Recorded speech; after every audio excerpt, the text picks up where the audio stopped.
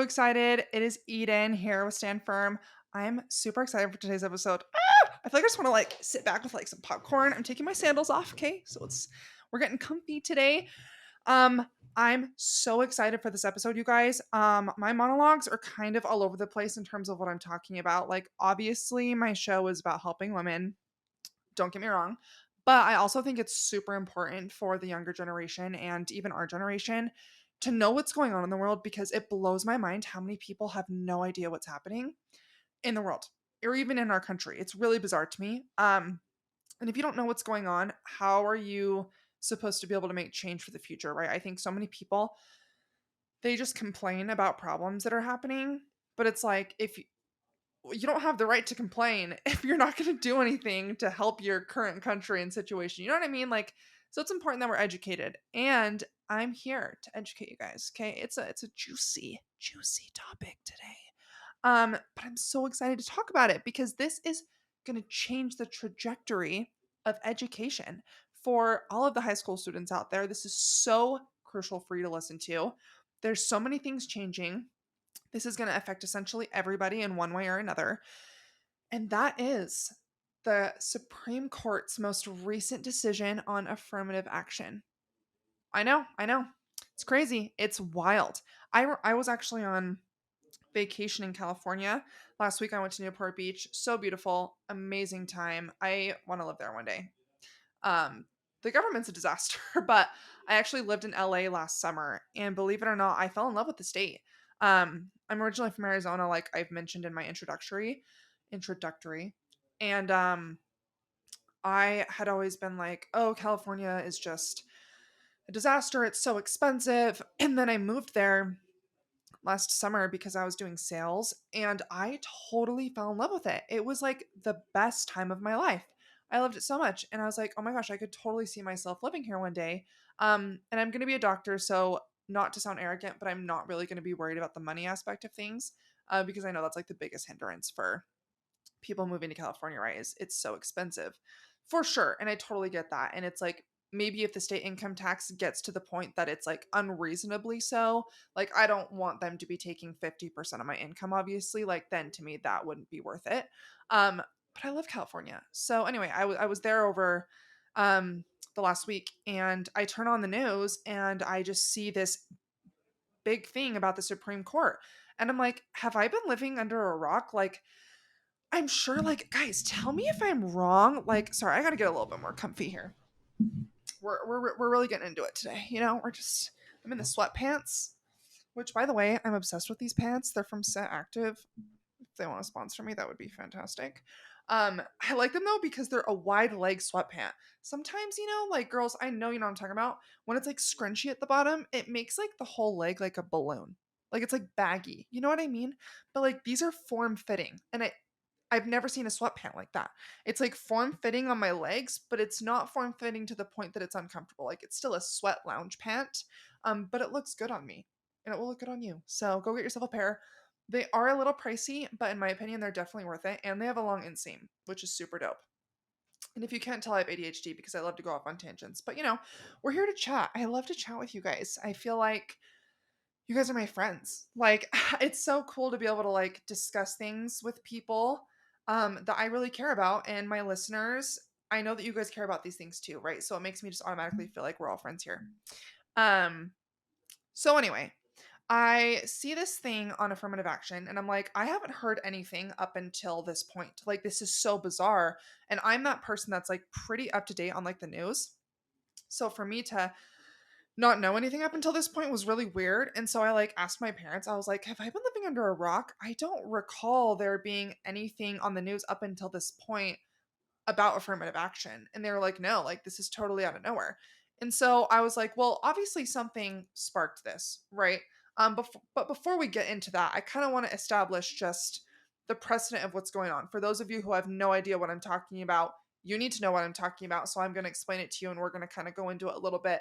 Um, you know, why this happened and what it means. So essentially, let's start with what affirmative action is. Okay, we're just going to start there. So if you Google what affirmative action means, like today, in today's terms, it means whenever an organization devotes resources, including time and money, to make sure that people are not discriminated against on the basis of their gender, race, or ethnic group. Okay, so that is the most modern definition that we have of affirmative action. Now, what happened was affirmative action is not a new concept. This has been going on for a very long time. And basically, what happened is affirmative action started in the late 60s. And we'll get into the origination of affirmative action, but what it's turned into today in its relevance, because what it was relevant to then is not necessarily what it is more relevant to now. So when we think of affirmative action nowadays, we think of college admissions.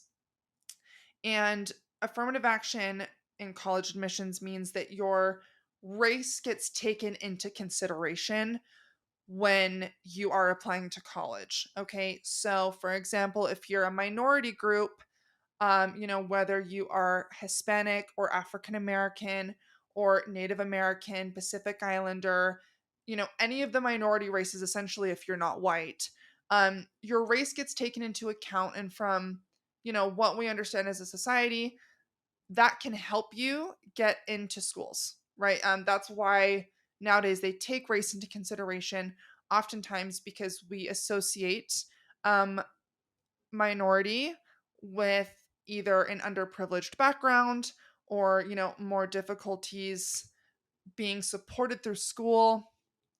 And so race has kind of become a way to help those who are minorities get into college and have a better chance of getting into college, right? So I'm going to give you guys a couple examples here. So, um, first and foremost, right? So my dad's a dentist, and he is a white male, and he tried to get into dental school.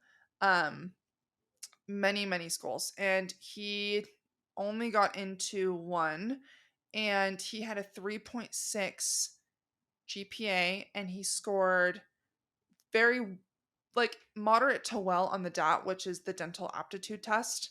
That's essentially what you take to get into dental school, just like we have talked about in previous episodes. The MCAT is for getting into medical school.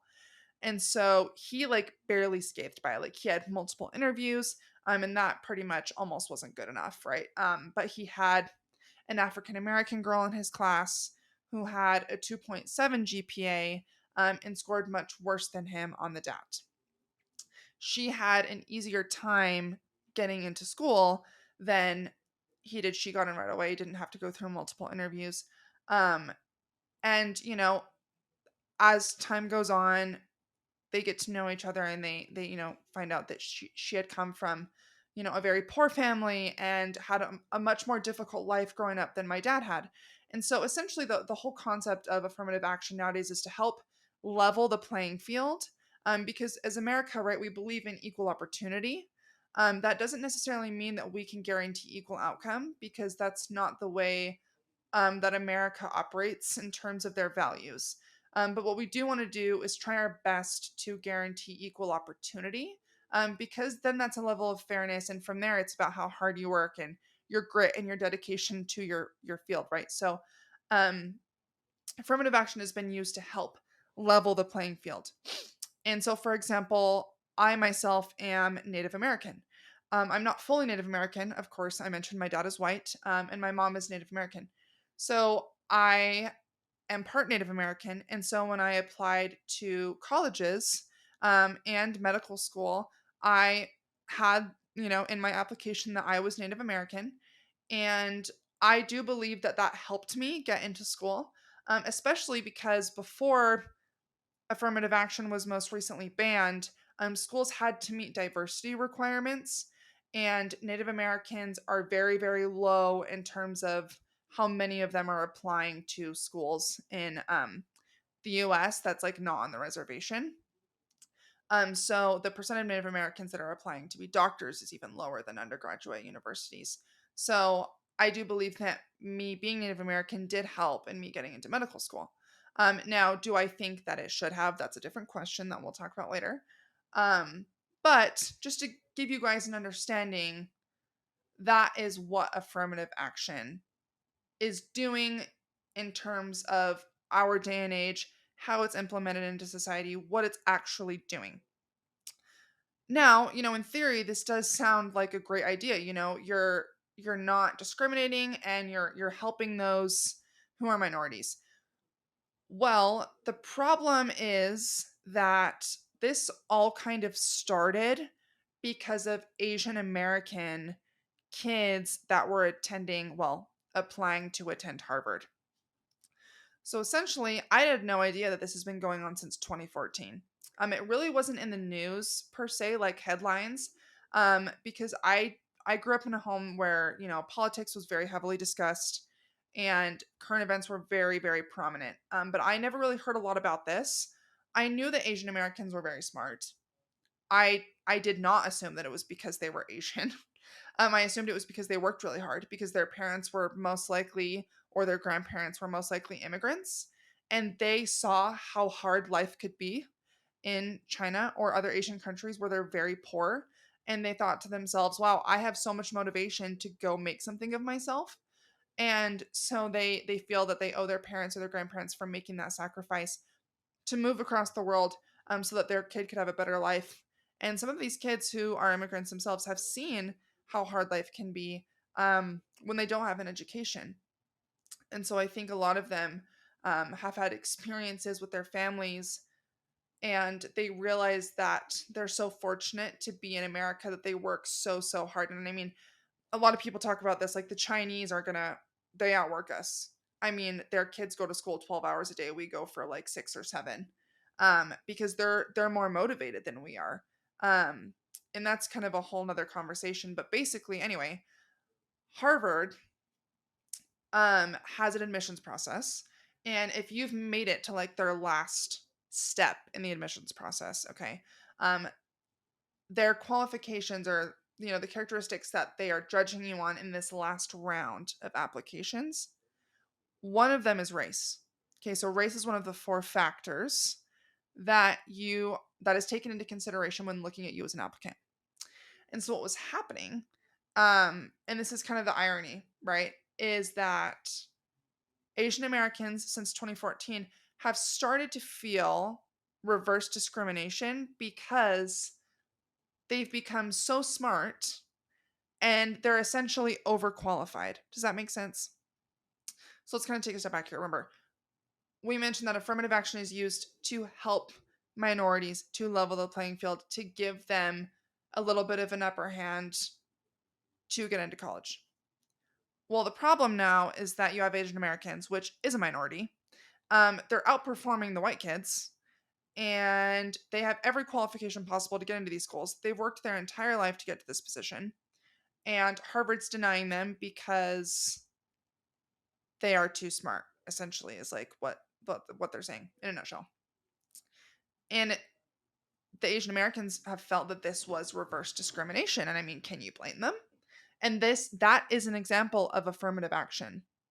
You know, it's those resources that universities devote to making sure that, you know, we're not discriminating, but by not discriminating, we're taking race into consideration. Does that make sense? I know it feels kind of backwards, right? That we talk about affirmative action being, you know, non-discriminatory, but we are focusing on minorities to help them get into schools. It's kind of a weird way of thinking.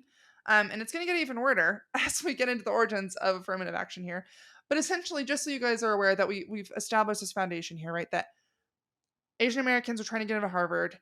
They were scoring exceptionally well, more than white kids, and they were being turned down because of their race. And because they were too smart.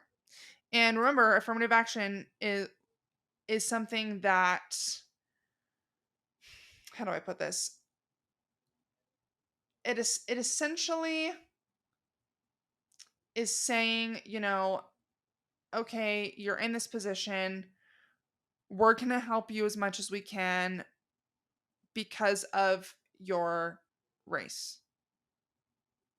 But if you're Asian American, imagine how you would feel.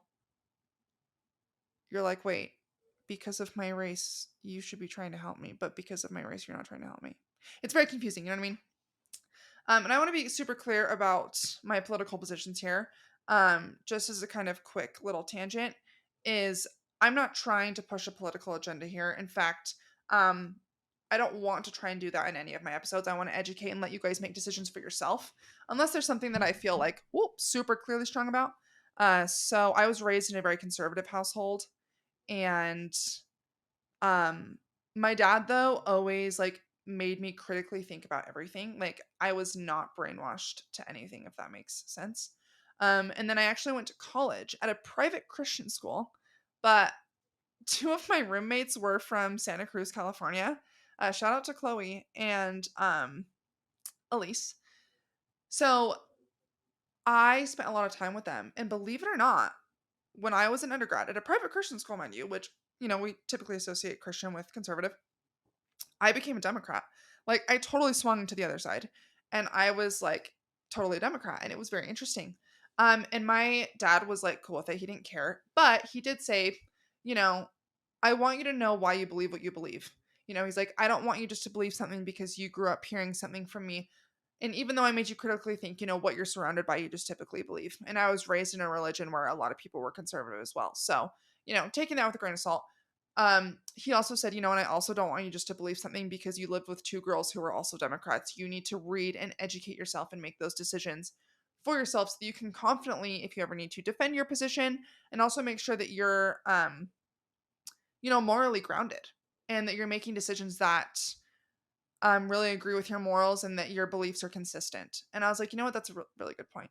My dad's a smart man, but we're so much alike that we butt heads a lot. But he's my best friend anyway. I actually read so many books, and we'll go into some of my favorite books in another episode. But long story short, by the end of college, I had read so many books, I felt morally obligated to kind of start to move back to the conservative side, which was very interesting. But I think that I have a unique perspective because I've been on both sides of the spectrum, and I do think that it's made me a much more tolerant individual because I've been able to experience both sides. So I just want to say, I think we've become so polarized as a country of being like left versus right. And I totally agree now with Thomas Jefferson that like we should not have had political parties because it's so stupid. Like it's not even about what's right and wrong anymore. It's just about proving somebody else wrong so that you can feel good. It's like get off your high horse and let's just like come to the table, find solutions together that are going to be for the benefit of our country. And I know that's so different because a lot of people have different visions of what America should be. But I just wanted to put a disclaimer out there that I consider myself an independent and I take issues for what they are. I don't say, oh, well, because the left believes this, I think it's wrong. No, there are points that I agree with on the conservative side, and there's also things that I agree with on the liberal slash democratic side. I will say I tend to lean a little bit more right, but I would say I'm fairly in the middle.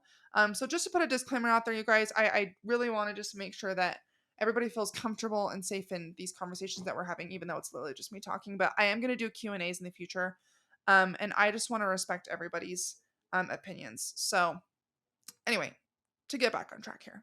Um, so these Asian Americans were feeling reverse discrimination due to affirmative action. And so they brought this to the Supreme Court. It's been since 2014. It's been a lawsuit that's been a long time coming. And so the Supreme Court just banned affirmative action, basically saying, in a nutshell, race cannot be a factor when letting someone into admissions. Okay, so real life terms, you can't let an African American person in over a white person if they have the same GPA. Moreover, you can't let a Latino person in over a white person if their GPA is lower. Because I had this conversation with one of my classmates. He's a white Christian male. And I would say probably 80% of my med school class are white people. Our class is split 50-50. Like it's half girls, half boys. But I would say 80% of my class is white. And so him and I were talking and I was like, here, but before this even came up, like, let me be clear on that. This was before this whole affirmative action thing came up, but we were just talking about, diversity, right? Because schools have focused so much on diversity the last couple of years. So him and I are sitting there and I was like, It's so weird to me because I said, you and I, if we're sitting in front of an admissions panel, we both have great personalities. We scored the same on the MCAT. We both had the same GPA, and they're looking at us on paper. They see that you're white and I'm Native American. I said, I guarantee they're going to take me over you. And he was like, no, I 100% agree with you. And so that begs the question, right? Is that right? Is that wrong? Because in a way, some people might think that that's discrimination. They're like, wait, that's reverse discrimination. That guy worked just as hard as you did to get into medical school. Yeah, they're going to choose you just because of your race. And that's not fair. And then other people would be like, well, we pushed Native Americans out of their lands, and that wasn't fair. And so years and years and years of being, secluded people, we've developed reservations, and that has way worse school systems, not great access to healthcare, not great access to educational resources. And the same goes with, African American families. And I know it's not something people want to talk about, but I think that it's definitely something that we need to address is, roots run deep. And so you think about, slavery more than 200 years ago. But you have to think too, when slavery was abolished, a lot of African Americans did not still have the same rights. Like, we ended up passing the 14th Amendment, which provided equal protection under all citizens. And that was to make sure that freed slaves were like protected and that they were actually citizens. Um, but they couldn't get good jobs. They were still discriminated against. We had segregation up until, the freaking 50s, 60s. So they didn't have good jobs. They settled into their neighborhoods, lower income. And so those neighborhoods, like, people tend to stay with their people, right? And so we see generations of people staying together, and then that bleeds into what we see today, right? So we see a lot of African American communities still in the hood. We see them in poverty. And if you trace it back, like, there are still implications from slavery that we are seeing today. Now, I'm also not saying that we should blame everything on that, because if you could blame everything on your past, but that will do nothing for you moving forward or for your future. You know what I mean? So it's a very hard conversation. And to what extent I feel that it's my place to give an opinion on these things is difficult, because I'm not African American, but I am Native American. And I understand, like, something similar happened to my ancestors, and it makes me sad that they were pushed out of their lands, killed. I mean, when Christopher Columbus came over, my goodness, like 90% of them died. And that makes me sad. Um, and I have a lot of respect for my ancestors, but I don't in any way use that as an excuse for me not to move myself forward, because that would do nothing for me. So it's a hard conversation. But anyway, because I love to go off on tangents, hopefully you guys are entertained. Because again, I wanted this to be entertaining and also educational. But so anyway, the Supreme Court rules against affirmative action. And so because of this, the country's going to be like on its head. We're like, what is going on? It was a 6-3 ruling, and and by the way, this is a conservative Supreme Court. Um, and it was interesting because you had two African Americans, one voted for it, one voted against it.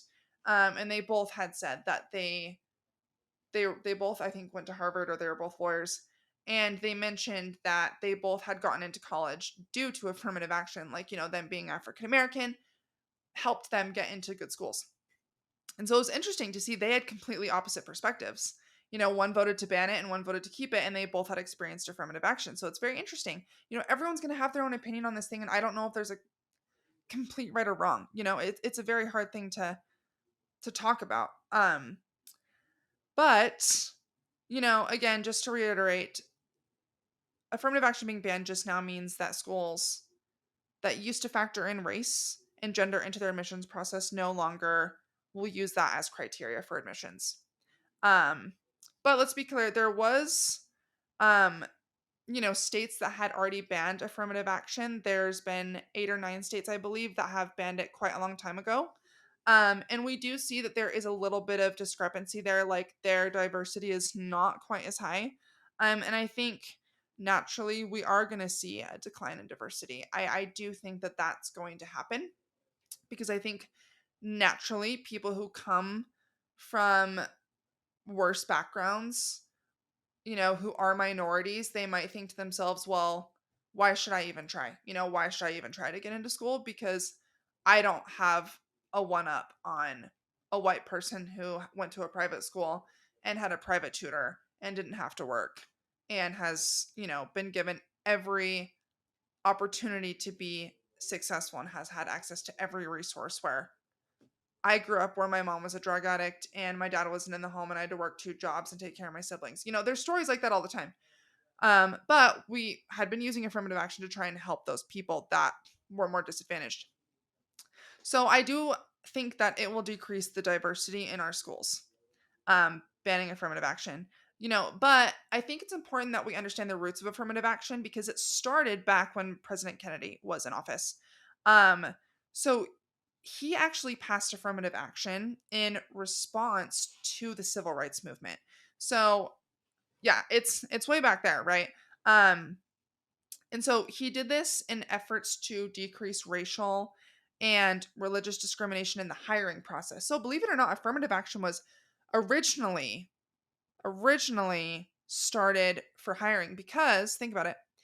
This was right around the time that African Americans had started to get jobs and there was an obvious discrimination happening in the communities. And so President Kennedy was like, and this was post World War II. During World War II, a lot of African Americans had great opportunities to work in like military production. A lot of factory jobs were available. Like it was great for the economy. But after that, a lot of the soldiers came back. They're all white. And then there's problems, right? African Americans can't get jobs, etc. So he's like, okay, this was 1961 that he says we're going to pass this thing called affirmative action so that we are going to get rid of racial discrimination in the hiring process. He's basically saying you are not looking at race at all. And then this was actually, you know, amidst the whole, again, civil rights movement, and you have the Civil Rights Act of 1964 passed. And so this Civil Rights Act was probably the most prominent one that we've seen because that outlawed discrimination entirely, no matter what, right? So it wasn't just in the hiring process. They're just saying, in general, in life, you know, discrimination, no go, bad, outlawed, which is a great thing. Fantastic. And so this whole idea of affirmative action, while it was, um, starting in 1961, it really didn't get federally applied until 1965, which kind of makes sense just because you didn't have the Civil Rights Act of 1960 passed until 1964. So unable to enact something federally about discrimination, it makes sense that you would have to first pass a baseline and then add on top of that. So it really did not include gender actually until 1968, but that isn't quite as much of an issue, which is very interesting because I think that this whole affirmative action thing, right, we've mostly focused on race, but it does include gender in terms of like college admissions. But I do think that because like feminism has moved so far in like a direction of masculinity that there's like no problem as much with girls applying to colleges, if that makes sense. Like colleges are roughly 50-50 now anyway.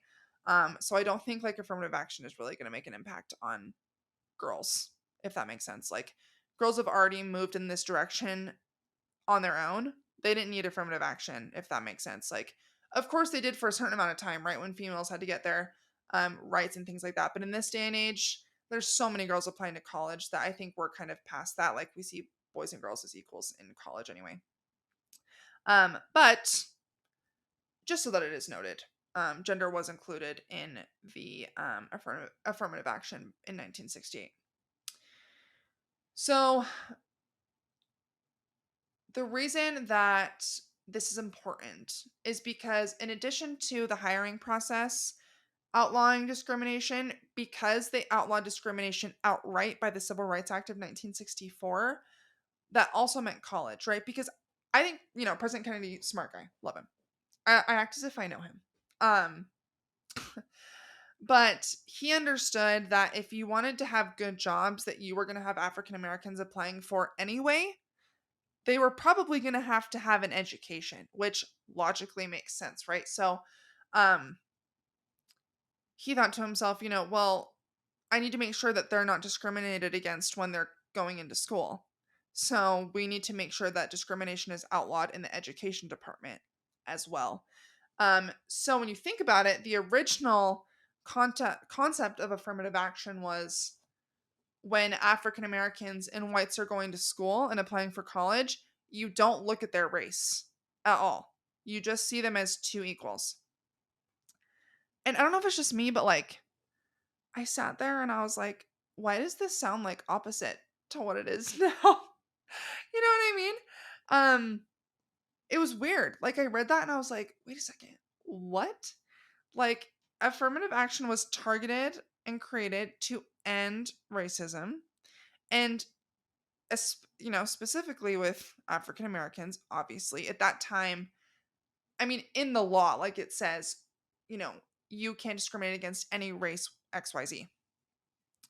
But obviously, this was during the Civil Rights Movement, which was for African Americans, and it was the Civil Rights Act. Civil Rights Act. Okay, so, of 1964. So it's just interesting that the affirmative action was saying back then, you're not going to consider race. And affirmative action now in colleges that's exactly what you are. You're doing the opposite. You're considering race, right? And I'm not here again to push the agenda, but that's a fact. These are just facts, and that's like I think a lot of what I want to be clear of is I'm just telling you guys the facts. So if you don't like it, you don't like it, but that's something you're gonna have to reconcile on your own. And what is interesting is that the facts get even more juicy. Okay, so here's where it gets interesting. So you passed this affirmative action in 1968. By 1965, as 1965 was, when you had that affirmative action in terms of hiring, like totally enacted. But again, the Civil Rights Act of 1964 just outlawed it altogether so that you could have African Americans doing better in education. By 1965, the Black population in college is 4.9%. By 1990, 11.3% of college students are Black. So that's great, right? That's more than doubled, which is fantastic. We're moving in the right direction. But what's interesting is that this has dropped. Can you hear me out? So, African American college attendance has been on the rise until 2010. But the percentage that it's jumped until 2010 has been small. Does that make sense? Right? So you doubled it from 1965 to 1990, but you didn't double it for the next, I can't do math. What's 1965 to 1990? 25 years, right? The next 25 years after that, I did not double. So until 2010, it was on the rise. But since 2010, it's been on the decline, which is really interesting. Well, at first I thought, well, that's interesting. But it gets really interesting when you look at other races. And this is where it gets weird.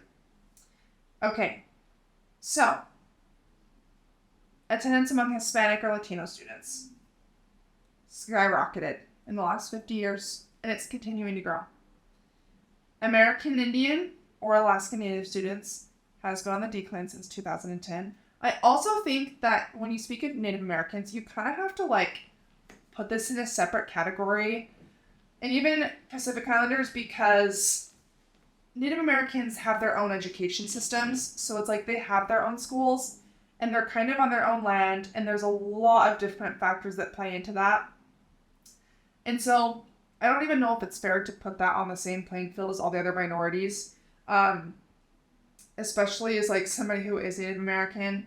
And when I was going to school, there were so many different avenues that I had to go through in order to apply for aid and funding and things like that, that other friends that I have that are minorities did not have to go through.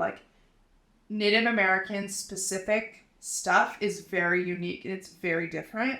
And so I think when you look at the metrics and the statistics and data, you can't just take it at face value, if that makes sense, when it comes to the Native American population. So anyway, because they have other options, you know what I mean? So Asian Americans has steadily grown since 2010. And that's kind of the main races that we're covering here. But this is what blows my mind, you guys. Blows my mind. So I told you that the Hispanic enrollment has skyrocketed. Okay, but get this. Hispanic enrollment has increased 466% since 1976.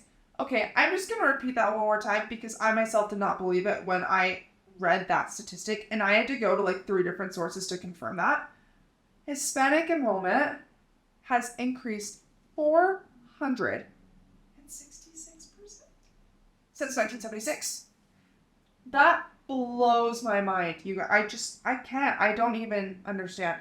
So here's where I just kind of had to take a step back, and I was like, okay, these are the facts. These are the facts. Why these facts are what they are, I think, is a very, very deep, multifactorial, intricate conversation, right? But what we can conclude from these facts is that if affirmative action was meant to help African Americans in education, it is no longer effective. And I say that lightly because we haven't seen the implications of not having affirmative action. We just banned it, right? We can't say that. But we can say that it has not been working. So what I'm thinking is that there's other factors that are impacting African Americans not getting into school. And those are other factors that we need to dig deep, find the root cause of, and address. And I think that's a conversation for another time. But I'm curious to know, like, what you guys think. I mean, honestly, like, I'd love to do some type of, like, Q&A or, like, ask questions because it's weird to me. Like, why has Hispanic attendance skyrocketed and why has African American dipped? Like, is affirmative action helping Latinos and Latinas and it's not helping African Americans? Like, that makes zero sense to me. And like Asian Americans, they're growing, they're still attending college. I think that's more of like their own merit, like hard work. And I guess I kind of am stereotyping, so I apologize because it's 2023, and if I say that, I know I'm going to get censored, or canceled. I just don't really care, you guys. In all honesty, like, I don't care. Like, I'm going to say facts, and I will give certain opinions, and if you don't like it, like, I just don't care. Because we should be able to dialogue and have different opinions and, like, not be triggered. It's okay. So I want to know your guys' thoughts, right? Like, obviously this isn't working. So there has to be something else done. And so I think that's also a good point that I wanted to make is that, okay, affirmative action's banned. But like, what's another solution moving forward, right? What's a better solution to make sure that the playing field is leveled? Because obviously I understand that affirmative action nowadays was trying to help minorities get into college. But now that it's banned, what are other options? Like, what are other ways that we can level the playing field for people? And there is a thing called class-based affirmative action. I personally think that this is a great idea. And so basically what this means is that class-based affirmative action helps people that came from disadvantaged backgrounds or low socioeconomic status, disadvantageous circumstances such as no parent household, in order to level the playing field. This is regardless of race or ethnicity or gender. I personally think that that is a great idea because here's the thing, and I think this is also what we're not considering. There's white people in poverty. You know what I mean? Like, so that I think is what's hard for me. I mean, have you seen 8 Mile? If you don't get the reference, that's to Eminem, and you need to all go, like, be a true American and watch that documentary. It's so good. He plays himself in the movie, which is cool. Anyway, Eminem, he's a well-known rapper, obviously. Again, if you don't know who Eminem is, I'm genuinely concerned for you. But he came from nothing, and he was a white dude. You know, there's white people in poverty, there's black people in poverty, there's every freaking race in poverty. And so I understand that some people have felt that there has been reverse discrimination in this country in the college admissions process. And I also understand why people think that, race should no longer play a factor. And so I think class-based affirmative action is a great idea because at the end of the day, like, that's the color of your, like, we're not racist anymore. And I that is something I would freaking get canceled for. I know. And I guess I say that lightly, but let's be honest. We're not racist like we were in the freaking 1960s. Like, come on. But we still do on people in poverty, right? The color of your skin no longer really matters. We all go to school together. I look at a black person, an Asian person, a Mexican person, the same, and so the color of your skin should not be a factor anymore in getting you into college. We're past that. We're over it. And that was the whole point of the original affirmative action, was that your skin color should not impact your ability to get into college. And based on this conversation that we're having, maybe you can see it, but I feel like we've kind of flipped it on its head, and we're doing the exact opposite. We are basing people's admissions on the color of their skin. And we don't need to do that. There's no reason to do it. And I think class-based affirmative action is a fantastic way to level the playing field. Because it takes people who haven't had the opportunities that other people have, and then that way they take that into consideration. And if for some reason you were African American or you were a minority and you were discriminated against growing up and that made your life difficult, you can put that in your essay. Like, then race is valid. Like, then there's a reason for that. And they do mention that in the Supreme Court ban. They do mention that, if race was a pivotal part of you growing up that made your life difficult, like, by all means, yes, we take that into consideration. But just you existing as you are, the color of your skin should not matter. Like, for me, being Native American should not impact me getting into school. I grew up in a fairly well-off family. I never was discriminated against. I never struggled because of the color of my skin, because we don't live in a day and age that does that really anymore. And so when I knew that I had an upper hand getting into college, I took it because it was there.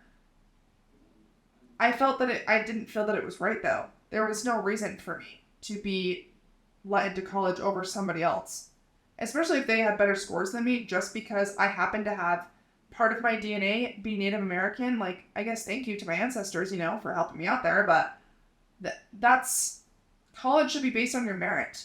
How hard you work to get there. And if people didn't get as good of grades because they had to work 2 jobs in college, that should be taken into consideration. And I do think that they should be let in with a lower GPA. And so I do think that class-based affirmative action is a fantastic way to measure and level the playing field for people. And I want to know your guys' thoughts. What do you think? What are your thoughts on this ban of affirmative action? And moving forward, what do you think the implications will be? Do you think that we're going to have less diversity in schools? Just today I saw, because this was actually one of my first thoughts, ironically enough, when they banned affirmative action, is I thought to myself, well, what about the scholarships? Because I know, like, as I've mentioned being Native American, there were a lot of scholarships that I was able to apply for because I'm Native American. And I know there's so many scholarships for minorities. And so I'm wondering how those are going to be impacted, because I think those will have a big impact on people. What are your guys' thoughts about that? What do you think we should do about scholarships for minorities? What do you think about class-based affirmative action? I want to know how you guys feel, because we're here to have conversations. This is a hard conversation, I know. And not everybody's going to feel the same way, and that's okay, because we all have different experiences of how we grew up, and I recognize that. I recognize that I grew up one way, and I may not have had certain exposures to experiences that other people have had. So I want to make sure that I hear everybody. Your thoughts and feelings are valid. Let's come to a place that we can have a conversation, but I also think it's important that there's a difference between facts and feelings. You can feel a certain way, but sometimes the facts speak. I do think that a lot of these facts, especially with the decline in African American attendance, it's partial proof that, affirmative action isn't doing what it's supposed to be doing. And we see these Asian Americans being reverse discriminated against. And that's not okay. So, obviously, I think that this is, again, a very polarizing decision, but let me know your thoughts. I'm excited to hear, and I hope you guys liked this episode. I hope you don't mind the tangents that I go off on. I feel like this was such a fun way to, really just sit and chat with you guys. I love current events. I think that, I don't know, it's important to know these things, especially if you vote. You have a lot of responsibility as a voter to make decisions that have a lot of impact. They have a lot of consequences. So don't forget that, you guys. As voters, we're so blessed to live in a country where we have the opportunity to vote. Don't waste that. Know what you're voting for, be educated, and stand for what you believe in. Find something that you believe and stand for. And I think that's another thing for the younger generation. Why do you believe what you believe? Do you believe it because you saw a TikTok about it or social media, or because it's popular? Or do you believe it because you think that it's the right thing? Think about those things. I appreciate you guys, and I look forward to your questions and chatting with you guys again soon.